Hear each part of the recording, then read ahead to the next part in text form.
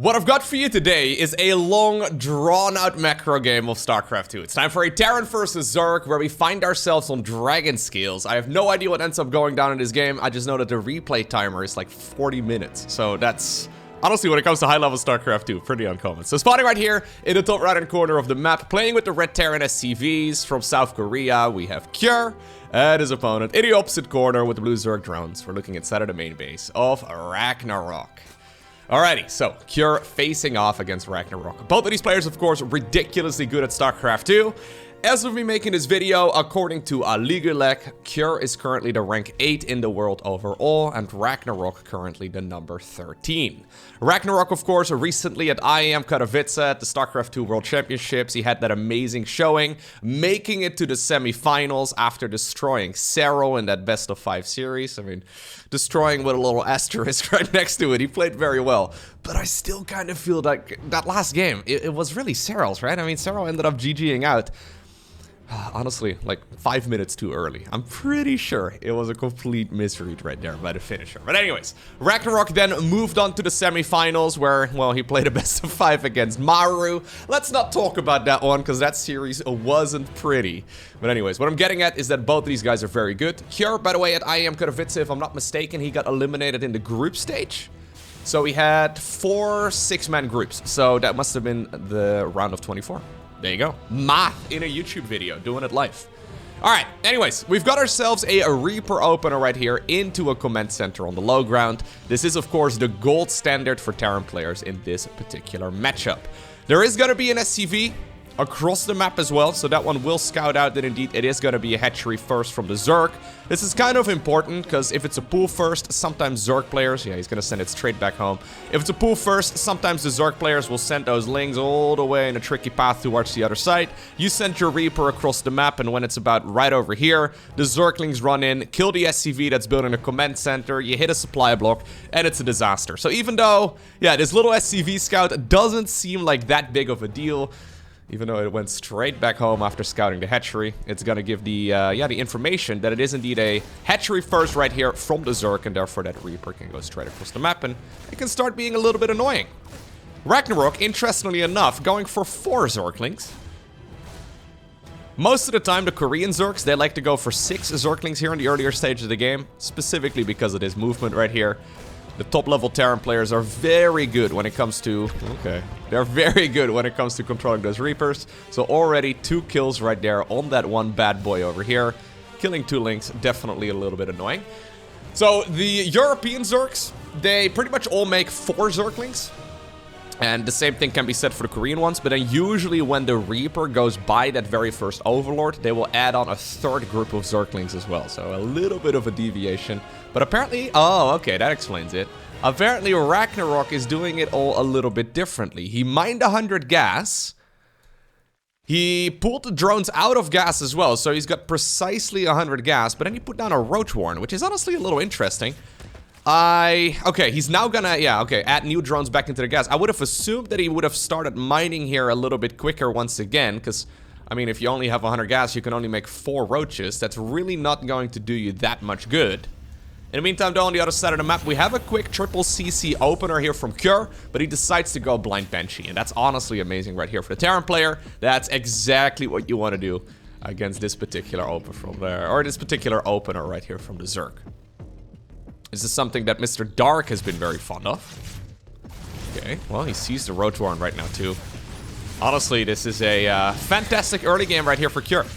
I know it's easy to look at the supply count right now and be like, well, Loko, you say it's amazing. The thing is, these roaches, they're not going to be able to achieve anything. Okay. Yeah, he doesn't know it's Banshee, right? So he doesn't know at this point that it's a Banshee opener right here from from Kjur. So, yeah, if he would have known, I don't think he would have even really sent these roaches across. He's going to be, well, faced head-on here very soon. This Banshee is going to provide a lot of support. These units are showing up very early. But there you go. Yeah, immediately he turns around. It makes a lot of sense. You're not really going to be able to achieve too much. Maybe you can kill a couple Hellions, but the problem is then you have to remake units again at home as well to make sure that you actually defend against the counter attack from the Terran player. So Usually, just sending them back home. Making the walk of shame, even though it feels kind of bad. Usually, that is the go-to approach and the best one you can go for. Okay, the next 100 gas is gonna go to a lair. We still do not have metabolic boost. The Korean Zergs really have been messing things up a little bit. I saw actually, I've been watching quite a few of Serral's games lately, right? So there's a couple Serral replays once again available.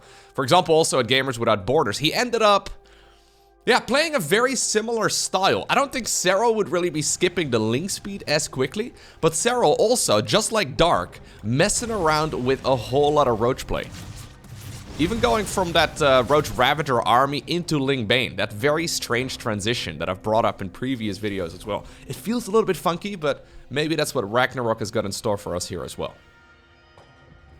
Okay, the Banshees. Okay. They're idling for a little bit, wasting a bit of energy. Oh, Spire goes down. Interesting. Roach Muta, is that the plan?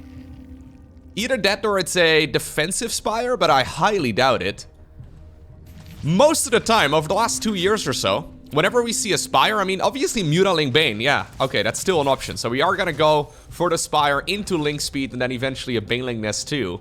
Most of the time when we see a Spire in 2023, it's to counter, well, mech or battle cruisers or, you know, something aggressive from the Terran. We don't really see a lot of Mutas. The Mutas haven't really, well, received a lot of changes. It's just that Terran players have gotten really good at the game. And generally speaking, the margin for error with Mutas is just too small. Plus, I mean, when you think of all the options you have in the mid-game as the Zerg, you have about a dozen different viable strategies. Mutas just seem to rank a little bit lower here. But I think this pretty much has to be Muta Ling Bane. Otherwise, Ragnarok would have started up, yeah. I think he would have started up his Evo chambers already. Okay. So Cure at this point doesn't know about the Spire. Curious to see as well, haha, accidental pun. Curious to see as well if he's gonna go for the +1 flyer upgrade. I mean, I'm assuming this has to be Mutas. There's no way it's not. Yeah, there you go, okay. 8 Mutas immediately do start up. No +1 flyer here just yet. Now the Evos do go down as well, okay. So if he would go +1 flyer upgrades, I think he would definitely stick around on Mutas for a very long time. Maybe it's gonna just be one clump of Mutas and then he will transition away from it once again, but these attacks right now from the Terran are definitely a little bit scary. Okay, finally Link Speed finishes up. Baneling Speed about halfway done as well. This all feels a little bit dicey, but the creep spread is solid enough to continuously push this back and, well, even catch a couple Hellions here. 3 Hellions in total, that's a couple, right guys? Right guys? Okay, a few Hellions. Would that make you happy? Okay, fine. We've got that Marine drop over here continued as well. The Banelings, though, they're not going to be able to connect, but you have to be careful. Mutas at this point are out. Mutas, though, rather than chasing down the medevac, they want to go straight across the map to hopefully catch this Terran player off guard. And because they are so uncommon, there's no missile turret here. This can actually do a lot of damage. I mean, with good target firing, it would. My god, we just softened up like a dozen Mutas there. But we killed very little. There's a missile turret inside it. Oh, God. This could have done, like, at least 10 worker kills, I feel like. Okay, well. We're gonna settle on 5. Not too bad, I suppose. But now you're stuck on Mutas, right? So, the nice advantage... Okay, this is now looking a whole lot better already. Because for some reason, Kura's still got all of his Marines on the other side. For some reason... what was I gonna say? I was gonna say something. It was gonna. Well, thank you, Cure, right there, for showing us why in general Mutas aren't that popular. All of them got killed, but we are gonna add on Mutas once again. So all of this is a little bit confusing right here. He doesn't go for the flyer upgrade, but he does go for a lot of Mutas. I don't think Cure is really gonna expect Mutas anymore either. He doesn't even finish the missile turret here in the mineral line. Although I think that's a misplay. Yeah, he's just gonna try and show up once again with even more Mutas. Kira's gonna see them flapping their little wings around though, so at this point he knows... Okay. Yeah, that he is playing against somebody who's happy to go mass Muta. And I love this transition right here from our Terran player going into the Thors and going into the Drilling Claws upgrade as well. So obviously those units are a little bit different. At least when you compare them to when Muta play was more popular. Thors in particular, very scary. Widow Mines also, though, they just deal so much damage to clumped up units, and that's kind of the main problem, right? If you think of, like, for example, the alternative of going Lurkers, right? Lurkers in general just more reliable. You can't accidentally lose all of your lurkers unless you're, well, not paying attention for a very long time. But yeah, mutas are good for map control. You can just sort of macro up behind it and yeah, hopefully get a huge economy out of it. But so far, that hasn't really happened yet. Ragnarok is maxed out on an army composition that is mediocre at best. He's delayed his 2-2 upgrades as well, so around the time that Terran's starting up 3-3, yeah, he's, you know, just started 2-2. It's... not a huge fan of it. I'm not a huge fan of it, but then again, like I said, this game is gonna go on for a lot longer. So, curious to see what's actually going to happen right now. There's the hive starting up. Fair enough. The second upgrade was not forgotten right there by Cure. Also very good to know. I actually really love how active Cure is out on the map. I mean, he lost a bunch of siege tanks at home, which kind of sucks for him, but the fact that he's actually walking around this confidently is actually, it's actually really sick. Most of the time when you play against Mutiling Bane, it's the Terran player who has to sit back and defend at home and make sure you don't really lose a lot of your stuff or, well, lose a bunch of your SCVs to Baneling roll-bys or something like that. But Cure's looking at this and he's like, you know what? Nah, I can do it. Roach speed starts up right here as well for Ragnarok, which I find very interesting. He doesn't really have any upgrades for the roaches other than, I guess, Carapace. But maybe it's one of those, I have got the resources for it right now and maybe I'll need to make the transition later on type of upgrades. Anyways, Cure is going to be able to stick around to just any unit that starts with a mine. Or with an M, rather, okay? We have the mine, the marine, the medevac, the marauders. And in the meantime, we have the banelings as well, dealing a lot of damage. 15 SCVs have gone down here. That is a lot. There is still that army, though, on the left side of the map. Is Terran going to be able to, well, deal damage over here? He's got to be very careful, though, because obviously, in the meantime, Zerg is happily remaxing here. 82 links on the production tab. Those are going to be streaming towards the left side of the map as well, and you got to be so careful you don't get caught off guard with all of those. Oh, that Widow Mine! Oh, huge hit! But you got to be careful that you don't accidentally lose all of those units here for free. But I think we could already, yeah, stop talking about things being free. Command center ends up going down right there. Luckily, though, that was the third base, and we already have a lot more CCs on the back of this. A new one immediately gets fired up as well. I think we're going to go for a planetary here in the middle of Royal Blood 2. So, Kira's going to be able to continue mining here quite comfortably. In the meantime, Hive is done. 3-3 has started up. Adrenal Glands has started up, but also a Hydra Den. I actually expected this to be... He's going to go for a full-on counterattack. I expected this to be an Ultralisk transition, because they benefit from the same upgrades as those Zerglings, but apparently we're gonna make the transition towards Hydras, which honestly can only really mean that it's gotta be lurkers on the back of this, right? But then it feels kind of late. So, yeah, okay, we are gonna go for a lurker then. He also does start up the Hydra upgrades. I think this is Ragnarok saying, yo, I have done a lot of damage on the other side of the map. I would have transitioned into Ultras if I was significantly ahead, but this game doesn't feel like that, right? Ultras, at least in my experience, and, well, I've watched a lot of games, I've played a lot of games. Ultras are amazing when you're ahead, or you're sort of even, but when the game is feeling a little finicky and you're somewhat behind and it's kind of difficult to decide your current position in the match, usually a lurker transition just makes more sense, because lurkers allow you to usually not die. Especially against a Terran player who hasn't really transitioned towards Ghost just yet. We don't even have a Ghost Academy here, so I think that lurkers here indeed are going to be a fantastic choice. But one thing to note, I guess, is that the upgrades for those lurkers are going to be a little bit behind. But then again, do they really need their missile upgrades anyways? Okay, he sees Hydras. That's important. What I'm getting at is that lurkers deal a stupid amount of damage regardless, right? Anyways, Cure right now definitely has a chance to win this game right here, right now. Yeah, he can easily contest all of these Zerg units, so this little medevac drop over here is distracting the Zerg quite nicely. Drones over here on the transfer, but this hatchery is going to go down. In the meantime, the other squad of units also ended up killing that hatchery in the middle of the map. So Cure has successfully reduced his opponent's economy quite a bit, but there is still that base in the bottom right-hand corner that he... Well, has he seen it? No, he doesn't know about. He's moving on over in that direction right now, but the Zerg army is waiting on the high ground too, and, well, this is the first time he's gonna see those lurkers. And without ghosts, yeah, 2 Ghost Academies immediately start up. Without ghosts, it is gonna be very difficult to actually shut down that lurker play. Obviously, Bjorn likes to do it, but you gotta be so careful. You gotta be so on point with your Marauder splits. Good splits right there on the links as well, though, against those Widow Mines, as Cure is once again pushed back. The Mass Command Center transition does start up here. The only reason, by the way, to go for multiple Ghost Academies, okay, would be to go for some cute little nukes. I wouldn't mind seeing those fly across the screen here momentarily. I don't think you would go for multiple Ghost Academies otherwise. So there's the cloaking field starting up for the Ghost as well. Mass Command Center on the back of this, like I already said, and yeah, we have even the high-sec auto-tracking, we have the building armor too. Basically, these are improvements for the Terran structures, and that's just a huge indicator that Cure is gonna... Well, he's still gonna test the waters, right? He wants to, well, keep up the pressure, but he's not likely to win the game here in the near future. Looks like there was a nice little engagement over here as well on the left side of the map. Ragnarok is slowing this game down successfully, though.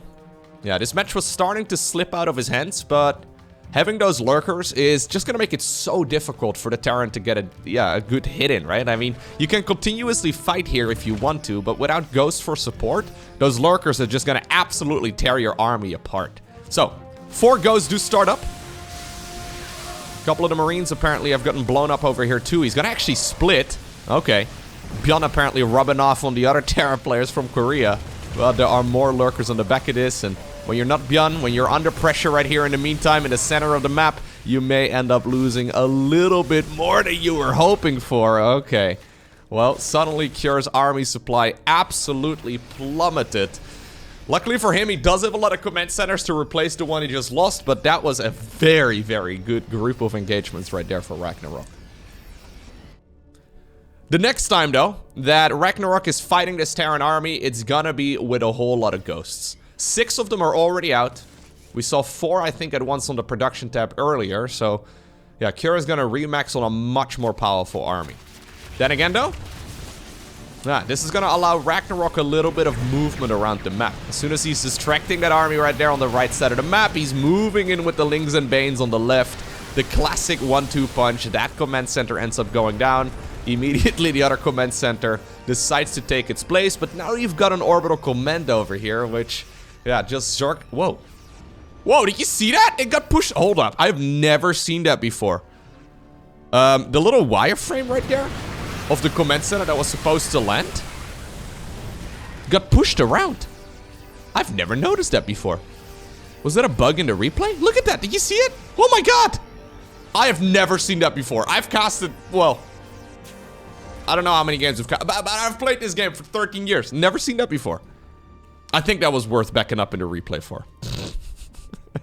I know there's always someone in the comment section that gets a little bit upset at me at rewinding replays.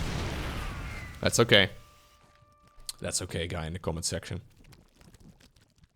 I actually saw a discussion in yesterday's comment section. I believe it was on yesterday's video that I posted.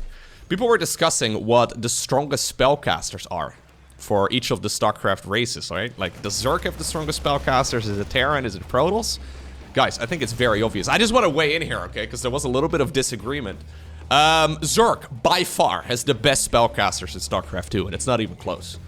Terran and Protoss have pretty good spellcasters too, but Zerg definitely has the strongest spellcasters in 2023. It's not even close. Anyways, speaking of spellcasters, oh, nice segue, Loco. We have pathogen glands coming up right here for Ragnarok. I think this is a really good transition right here. So, he's been playing Mutilating Bane into Lurkers, and now he's transitioning towards Infestors together with Broodlords. So Ragnarok flexing a little bit of, well, his flexibility here. This man's been doing Zerg yoga for years, showing us that he's a master of every unit comp. In the meantime, Cure, has got a nuke coming up. Fair enough. But he's also started up that transition towards Ghost Mech. Sorry, Marines. Sorry, Marauders. We still love you very much. But you are just cannon fodder right now. Let's be real. Are you dropping your own base? What are you doing right now? I thought he was a Terran versus Terran for just a moment. Ha! Surprise! Anyways, he's got himself a transition towards Ghost Mech coming. So we have Liberators. We have lots of Blue Flame Hellbats. We have even the Fusion Core coming up right now, extra starports, Thor, siege tanks, the whole shebang. So as soon as these Marines and Marauders go down, As soon as we go below 200 supply, Terran's going to replace them with higher tier units here instead. And I like it. There's the Neural Parasite, also researching for Ragnarok. Just one of the reasons why Zerg has the spellcasters, you know, are much stronger than the other races. Ragnarok wants to trade out some of his own army supply as well to transition towards other units. Yeah, he's going for 9 Corruptors. I like Brute Lord transitions. I think they're very strong. But the problem is, there's already so many Thors. Yeah, so we're all, well, we are 3 Thors. I guess it's not that much, but we have 3 Thors and 11 Ghosts here. If you can suddenly whip out like 20 Brutes, it can definitely do a lot of damage, but you gotta be careful that you don't accidentally match your opponent's units here, because Brute Lords do get torn apart by Thors. At this point though, Cure has not seen the Greater Spire. He hasn't seen the Spire at all. It's hidden here behind a cloud of Overlords. A swarm of Overlords, I suppose. Second Spire also starts up. Love to see that. Anyways, I think, yeah, suddenly whipping out a whole lot of Brutes can deal a lot of damage. That's exactly what Ragnarok's plan is. He's trying to trade wherever he can. Yeah, trading Banelings, though, with a Siege tank. Usually not ideal. Okay. How many Corruptors does he have at this point? 9 already? Yeah, so I think he's just gonna try and just make one large group of Brute Lords all of a sudden, and then go for a big push towards the other side of the map. Where are those Corruptors hanging out at this point? Okay. I mean, yeah, now you guys got scanned. I was gonna say, this is a dumb location. The only reason... Sorry, that's maybe a little harsh, but seriously, it just got scanned, so... The only reason why you would be seeing a bunch of Corruptors coming up right now is... Well, if you plan on going for a bunch of Brute Lords here. I don't know why they decide to go in the most obvious location ever. Okay, pew pew pew pew. Getting some good snipes in. Not bad at all. Vehicle plating upgrades are finishing up. Now the Brutes are happening together with a bunch more Infestors. Thors get fired up. My god, imagine if those Corruptors were right over here, right? There's no way that Terran's going to scan that. I mean, maybe there's a chance, but... There's a lot of a bigger chance that they will... anyways. This is like the main intersection right here, okay? This is the Champs-Élysées right here of Zerg.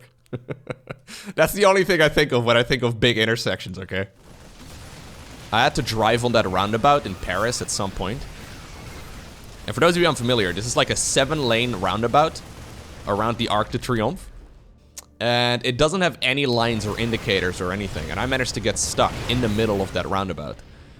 Turns out city drivers, I'm not quite used to it, man, but they drive a little bit more aggressively than, yeah, so you basically have to force yourself back to the outside of the roundabout.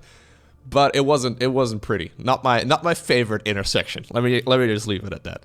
Anyways, the Medivacs right there got killed as well. Apparently Cure is not gonna take a page out of Gumiho's book, as he's not apparently ready to start dropping a bunch of Thors and Hellbats and all the rest of it on top of that Zerg bio, and instead he decides to, well, kill some of his own Medivacs, which is a bit sad. Anyhow, how many Brutes are there? 16 Brute Lords. There they are. This is a scary unit comp. Then again, though, they're still kind of slow. We're now at 6 Thors and 11 Ghosts still. Fair enough. Nice engagement right here, though, for Cure. There's a tactical nuke. Flying across the map as well. Ooh. Trying to snipe all of those Brutes out of the sky. That was a really nice nuke, actually. Really good zoning right there by the Terran player. This allowed him to kill that base on the left side of the map without any contest, which is really nice, because I think this is ultimately going to be one of the Terran expansions.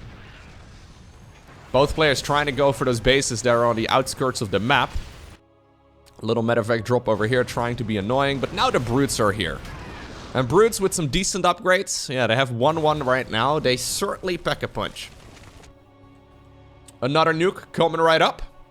Base over here at the 3 o'clock position. Usually a Terran expansion too, but it's a difficult one to actually push back. So I do think that this is likely going to be one that the Zerg will be able to mine. Anyhow, advanced ballistics coming up right here as well for our Terran. That is the Liberator ranged upgrade to make their anti-ground range a little bit better.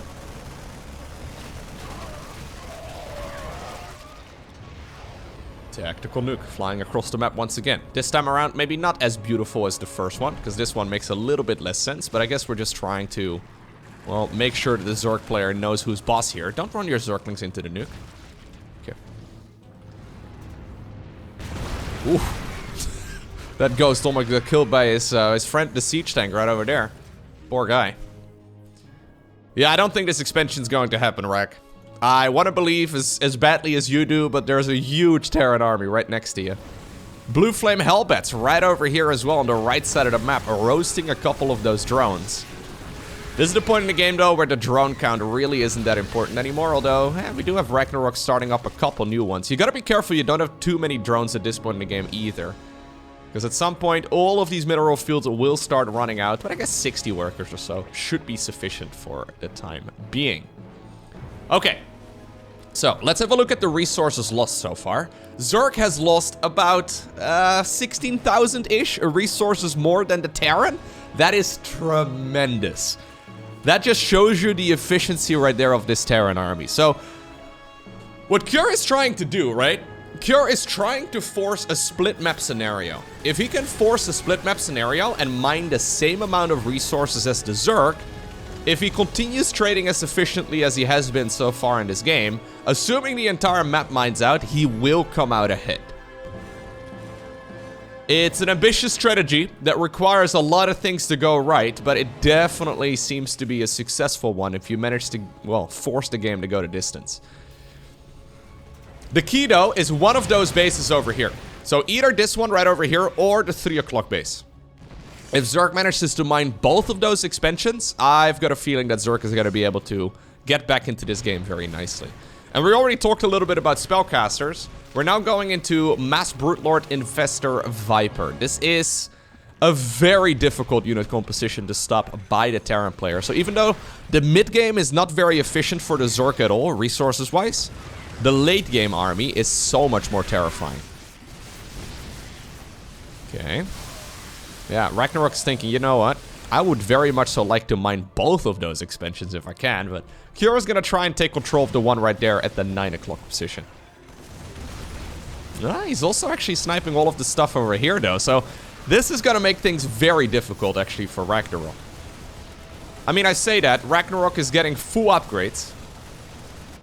He's getting himself the, well, ultimate Zerg army as well, so his army is not to be underestimated, but this is also a Terran composition and a Terran position here that you don't just clean out in a couple of minutes, right? Like, you generally are gonna need some time, so even though Ragnarok will probably have an army that, yeah, look at this, my god, the army value here for Zerg is absolutely massive compared to the Terran. Anyways, that's why a lot of that additional mining has gone so far. Cure is going to be able to remax here quite comfortably with the bank that he's got right now. If you compare his current army value to the amount of units that he's got. Anyways, or the amount of bank rather that he's got. Ragnarok does want to force the fight here though. Look at the concave that's being set up right there. Another tactical nuke flying across the map. Cure does not want to fight the Zerg here. But I don't know if he's got much of a choice if he wants to keep these bases alive. That tactical nuke is certainly going to go down. There you go. Look at the Thors, though. Big Daddy Thor trying its very best to deal as much damage as possible. Blinding clouds and abductions here would be amazing. I don't know where all the ghosts are. Are the ghosts here in the mix? No, I don't think so. There's one ghost in the mix, but I think he can fight this, Rag. The problem is, he doesn't realize it. Yeah, the ghosts are just actually on the ground here. It's actually very difficult to spot them. Oh my god, they were all covered by the Thors. They're right underneath. Anyways, yeah, I think Ragnarok can fight this, but he needs to be very careful he does not overstep. One fungal growth or maybe a couple neural parasites or some blinding clouds would be absolute. 20 overlords! Oh no, Ragnarok is panicking. 20 overlords is like half of his mineral bank. That's a tremendous mistake right there. He hit a small supply block and immediately fired up a gajillion OVs. Not ideal whatsoever. We are now getting to, yeah, that is nearly 40 freaking brute, or 40 overlords there. Not quite, a little bit less, but that is way too many overlords here. And that is actually costing Ragnarok a significant chunk of his bank. That's one of those mistakes, though, that you don't realize while you're playing the game. So, yeah, Ragnarok's bank just absolutely plummeted. He's still got a good amount of juice in the bank, but he needs to be very careful, because he can't actually remake this army very easily at all, whereas Kjör can essentially reproduce this entire army once again. Anyways, it's most important right here for Ragnarok that he takes care of these bases, right? So he realizes exactly the situation that he's in. He's saying, yo, you can mine those 7 bases, whatever. The amount of bases that you've got right now, you can mine all of those out, but I am gonna try my hardest to prevent you from taking those bases at the 3 o'clock and at the 9 o'clock position. Okay. That's a lot of Brood Lords, though. Yeah, we're going up to 30 Brood Lords. And against that many Brood Lords, Thors do struggle. The main problem is that StarCraft maps are not just flat terrain, right? These Brood Lords, they can clump up together and fly over all of these buildings very easily. But the Thors need a lot of surface area too. So there's this weird dynamic. If it's like 10 Thors going up against 10 Brood Lords, the Thors win every single time. If it's 20 Thors versus 20 Brood Lords, the Thors will win every time. But if it's 30 Brood Lords versus 30 Thors, it really much so, or very much so, depends on where that fight is going to take place. Okay, look at the damage right here coming out of those big boys as well. That expansion is getting absolutely destroyed. In the meantime, Kjör has accepted that apparently he can't fight that Zerg army head on, and he's gonna try and take care of 2 of the bases right here from the Zerg player. Okay. So 2 expansions for 2 expansions, fair enough, I suppose. Man, those Brood Lords, or sorry, those Overlords may actually become a major issue. Because Ragnarok is essentially broke. This hatchery over here doesn't really do much, but this is just to create time and just to try and create chaos.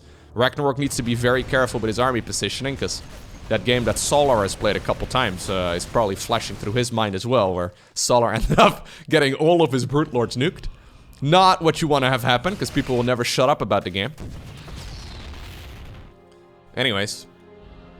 We've traded a couple of expansions, but in the end, we haven't really moved the needle forward very much. Yeah, 35 OVs is just too many Overlords. Oh, here we go, though. We do have a nice connection right there. 1 Thor ends up going down for an Infestor. I guess that's a pretty good trade right there for the Zerg. Another nuke going down. This time around towards the bottom right-hand corner. Drones are going to evacuate this location as well. Once again, just to create some chaos. I think they'll be moving on over towards the left side of the map. Terran's trying in the meantime to take this base right over here. Yeah, he's long distance mining a couple of the mineral fields over here too. 3 additional command centers come up. How many CCs do we have? Okay, we're actually at, well, only, quote-unquote, only 8 orbital commands at this point. Yeah, there is a moment where you want to replace basically all of your SCVs with, well, just a bunch of mules and maybe mine some gas with the SCVs, but mostly just focus on the mule production here instead. A couple free hellbats, or at the very least what should be free hellbats. 1 liberator here, trying to be annoying. There you go. Okay.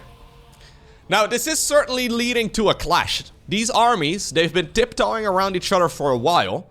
Ragnarok has indicated that he wants to fight. 32 Brood Lords, by the way. The problem is that I don't know how Kjör is gonna be able to comfortably fight this army if he doesn't have a bunch of flying units himself. Yeah. Those ghosts have actually not really been doing that much either. I'm a little afraid that we're gonna see all of those infestors go on the ground, neural parasite like 5 of those Thors, and at that point, the Brood Lords decide to engage. Honestly, with this good positioning right here by Ragnarok though, ooh, an anti-armor missile, I love everything about that. Hell yeah, I've been mentioning that for a long time, man. I think that an anti-armor missile in these scenarios is fantastic. Anyways, good movement here by the Ghost as well. Very nicely done. These armies are going to have to fight here at some point. Kjör is just holding down the Thor button.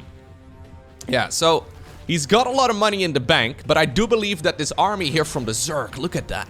The army value is actually insane.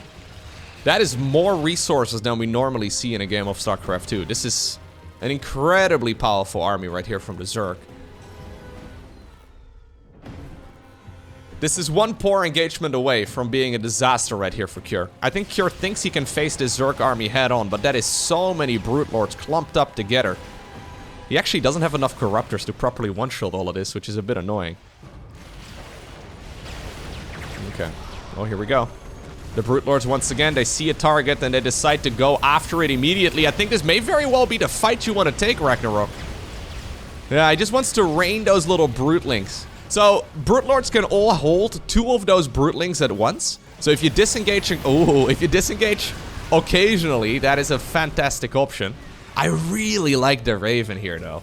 My main concern about the Raven is that we're gonna see a Neuroparasite on the Raven, and at which point, you know, we'll see an anti-armor missile flying on top of all of those Thors. That would be an absolute disaster right here for Cure, and one of the reasons why Terrans usually don't mix in Ravens in the late game unit compositions, but it's forcing the Zerg player to disengage whenever it goes down right here on those Brutes. Now, once again, I think this is the fight to take. We have a couple of very, very nice fungal growths over here as well. There we go. Ragnarok has been trying his best to take the smartest engagement, and, well, he's found one. Forcing this entire Terran army here to back off. In the meantime, he's been mining this base over here. So this was previously mined by the Terran player. And at the same time, that base that was previously mined by the Zerg has now been taken under control by the Terran. We also do have one of those command centers that can be mined actually from the back, or one of those mineral lines rather, that can be mined from the opposite side. I do like that, but I think Ragnarok is planning to win the game with the army that he's got right here, right now. He's got only 10 drones, he's got 174 army supply, he doesn't have much of a bank, but this army is incredibly scary. There comes the anti-armor missile once again. I love the anti-armor missile, that is so nice. Anyways, yeah, those Thors, they're dealing so much damage right now. Those Brute Lords are taking so much damage.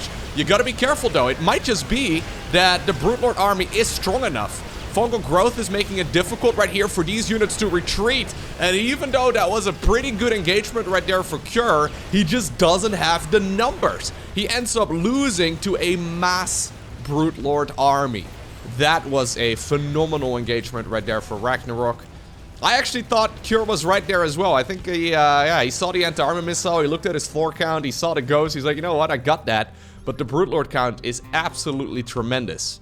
Then again though, this is the moment where Cure can start smashing that piggy bank of his. He decides to remax on a whole lot of units. He's just trying to remax as quickly as possible. He doesn't have a lot of time here because those Brute Lords are a little bit faster. With the new multiplayer balance patch at StarCraft 2, they can maneuver around a little bit quicker, so you gotta remax fast. Another tactical nuke. We have seen a lot of nukes in this game. Okay. Yeah, so Cure is remaxing on mostly the same unit composition, mixing in a lot more Blue Flame Hellbats, and I actually really like those. The Hellbats are fantastic when it comes to roasting the little Brutelings. So the Thors have a little bit more time to actually, well, do what they do best, and that is snipe those Brutes out of the sky. We also do have a lot of Liberators in the mix. Yeah, we're going up to 8 Liberators here, which is kind of interesting to me. I guess they're making it difficult for those Hydras and those Infestors to tiptoe too far forward. And I mean, if you really want to. Well, we have another Ghost with a mission over here. Look at him, with his fists out. There you go. Tactical nuke. Number, I don't know, 6? I'm gonna say 6. Well, it says 5 over here, but I never really know what that number means. Does that actually mean that it's tactical nuke number 5? Is that what it means? I've never considered that. Please tell me that's not what it means. Oh my god, that's probably what it means. No, is that what it means? Okay, if we see another nuke here in this game, and there are more. Oh my god, okay. I've never considered that. I've literally casted games in the past where I went back in the replay and I fast forwarded to count the amount of nukes so I could write it down in the video title. I'd be like, StarCraft 2. 10 plus nuke, and I would literally count the amount of nukes. Anyways, here come the Liberators. Oh my god. No way. There's a little... Okay. Anyways, this is one hell of a Terran army. If we look right now, yeah, the army values... Cure has pulled ahead a little bit in that department. The cost efficiency here from the Terran player has been superb, but... He needs to be careful. The Thor count isn't that high, though. Ragnarok is only at 112 supply versus 178. His army supply count, that is. So this is definitely really good for cure, but one fungal growth, one bad neuroparasite, and this can still go sideways right here for our Terran player. He's been playing this game incredibly well, dodging a lot of those engagements while slowly outmining the opponent. Okay, here we go. This is apparently the fight we decide to take. Really? Out of all the engagements we could have chosen, this is the location where we're gonna fight Ragnarok? Giving Terran the biggest, well, the biggest concave they could possibly hope for? Then again, though, very good movement right there on the Brood Lords, going back and forth. But when all of those Thors can fire at the same time, and, well, honestly, when you're beaten by like 50 army supply, there cannot be another result than the Terran player winning.